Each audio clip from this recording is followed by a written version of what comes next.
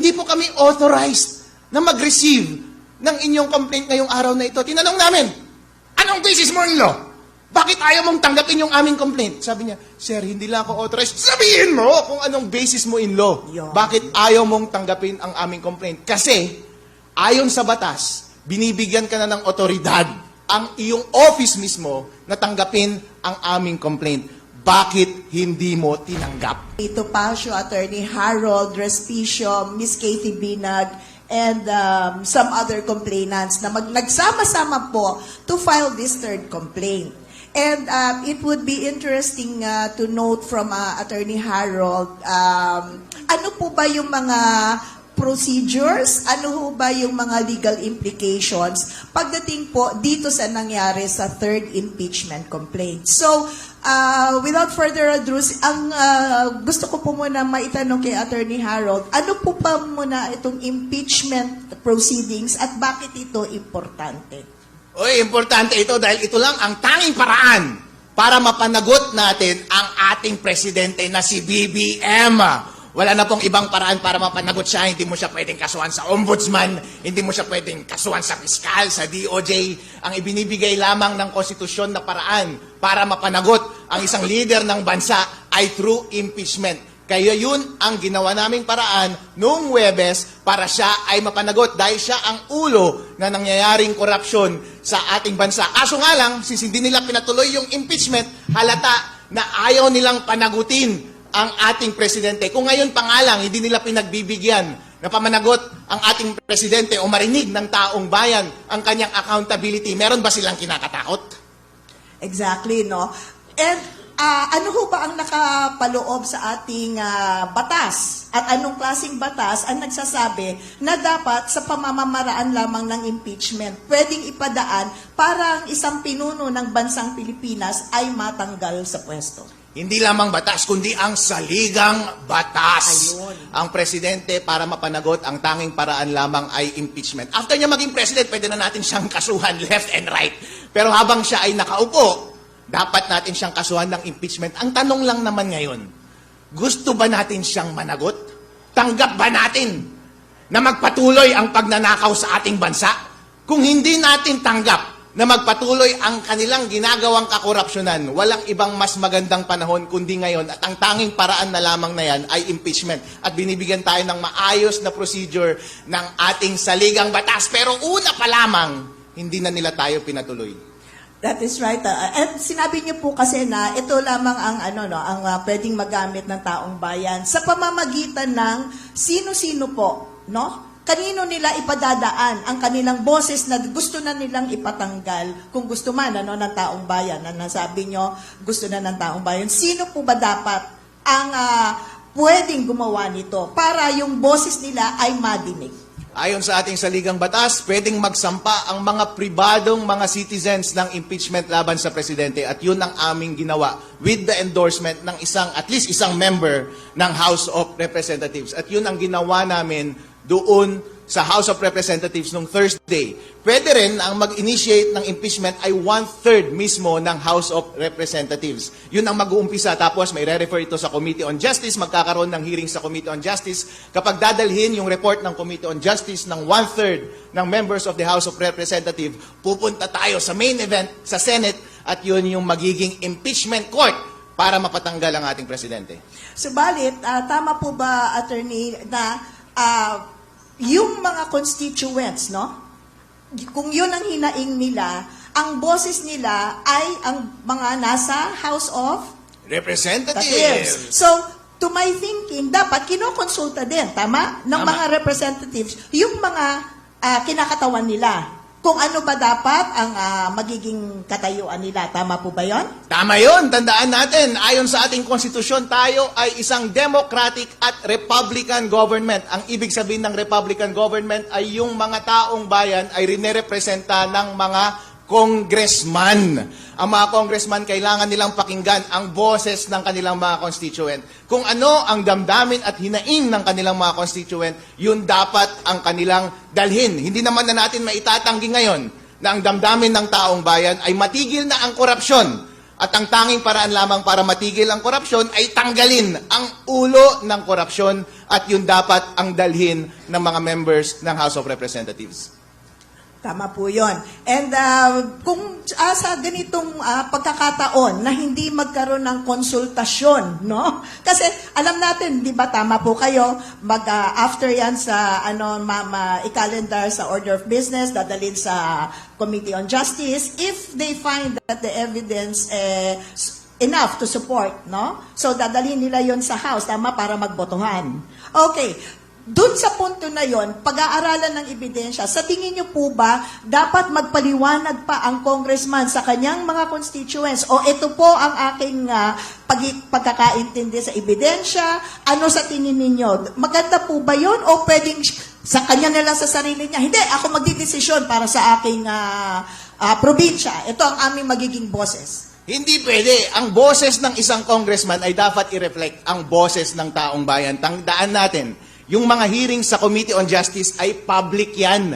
Lahat ng deliberations, lahat ng trial ay nakikita ng taong bayan. Kaya obligasyon ng bawat member doon mismo sa loob ng Committee on Justice na ipakita ang lahat ng proceedings nila sa loob. At pagdating ng pagkakataon na pagbobotohan na nila, kung ano man ang resolution ng Committee on Justice, kailangan pa rin nilang ipaliwanag na tama at consistent sa hinaing ng taong bayan ang kanilang posisyon. Okay. And dun sa dun sa usapin po nung pagbigay po no ng inyong complaint last Thursday. Okay, ano po ba ang mekanismo doon kung para ipaliwanag sa mga ating tagapakinig, ano ang naging proseso at ano ang naging resulta ng inyong naging hakbang? Hoy! Nakita nyo na yung resulta? Masaya ba kayo sa result? Hindi! Walang hiya tong Secretary General. Nakakaiyak at nakakagalit at saka nakakadiarrhea, nakakasuka. Kasi yun ang utos ng ating saligang batas. Kapag may complaint at meron kang endorser mula sa House of Representatives, ministerial duty yan ng Secretary General ng House of Representatives na tanggapin ang complaint. Pero ang kanilang ginawa, sabi yung head daw ng Secretary General's office ay nasa labas ng bansa, kaya hindi daw nila pwedeng tanggapin yung complaint. Pero sir, ang pinagpapasahan namin ay yung Office of the Secretary General. Kung sino man yung next in line, dapat siya ang tumanggap. Parang kaso yan Abogado rin kami ni Atty. Yvette. Kung wala yung husgado doon sa korte, kahit wala yung clerk of court, yung staff dyan ang tatanggap. Yun din dapat ang ginawa ng Office of the Secretary General. Ang dami-daming tao doon. Ang dami-dami nating pinapasweldohan mga taong bayan. Bakit hindi nila ginagawa ang kanilang trabaho? Ang sinabi ng Deputy Bossing, hindi po kami authorized na mag-receive ng inyong complaint ngayong araw na ito. Tinanong namin, anong basis mo in law? Bakit ayaw mong tanggapin yung aming complaint? Sabi niya, sir, hindi lang ako authorized. Sabihin mo kung anong basis mo in law. Yun. Bakit ayaw mong tanggapin ang aming complaint? Kasi, ayon sa batas, binibigyan ka na ng otoridad ang iyong office mismo na tanggapin ang aming complaint. Bakit hindi mo tinanggap? And nung sinabi nga po yun na hindi ako authorized, at the very least, to my thinking sana nilabas niya, ito ho ang duties and responsibilities ko. Agad dito lang ako. Tama? Inamin niya na siya yung next. Tama po ba? Inamin niya na siya ang next in line. Para lang po talaga gusto, tama po kayo. May batas di ba? If you're next in line, meron ka sets of duties and responsibilities, correct? He could have brought it out, correct? Tama, yun yung responsibilidad niya. Pero incriminating na yun. Siya na mismo yung nagle-layout ng kanyang liability ayon sa batas. Pero that is not necessary para mapanagot yung deputy na yun at para mapanagot yung Secretary Generals ng House of Representatives. Dahil malinaw na malinaw, naka-live tayo during that time at sapat ang ebidensya para sila ay mapanagot. Makakaasa po kayo na itong dalawang tao na ito at kung sino man ang kanilang kasabwat sa loob ng House Representative noong araw na yon ay mapapanagot at hindi nila maiiwasan ang paghihiganti ng batas. And what is the what is the implication pagdating naman sa boses ng taong bayan, no? So to me, ang impression, pwede akong mag-decide kung kailan ko kayo pakikinggan. Tama? Kasi kung sinasabi mo na nobody can receive it, then napuputol ang serbisyo ninyo sa taong bayan. Tama po ba yon? Tama. Pero yung tinutukoy natin na approach ay discretionary approach ang tawag doon. Kapag ikaw ay public official, dalawa lang naman ang approach mo sa iyong trabaho. Ministerial or discretionary. Kapag discretionary, meron kang leeway na tumanggi. Pero depende yan kung ano ang tungkulin na nasa harap mo ngayon. Ang pagtanggap ng impeachment complaint ay ministerial. Wala kang leeway na tumanggi. Dapat tanggapin mo yan in all events. Kapag hindi mo tinanggap yung impeachment complaint, ikaw ay hindi tumutupad ng iyong tungkulin at dapat kang managot. Okay. And mag-komento lang po kayo dito sa sinabi ng Supreme Court sa GR number 278353, no?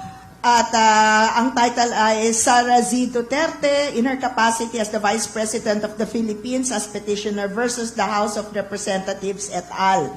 Malinaw po kasi sa decision ng Korte Suprema, no? Basahin ko lang po, obviously, sham complaints, for example, those that are not verified, should be dismissed immediately, even if endorsed. Complaints that are not properly endorsed by a member of the House of Representatives within a reasonable period should also be dismissed. These types of dismissals will not trigger the 1-year ban. Ang punto ko dito, Attorney Harold, if I may call you Attorney Harold po, no? Na kung iniwan nyo nga po doon yung complaint, no? At malinaw sa sinabi dito ng Supreme Court na may reasonable time pa na mag-endorso ang isang member ng House of Representatives, then tama po ba na hindi tinanggap din talaga yung inyong complaint? No!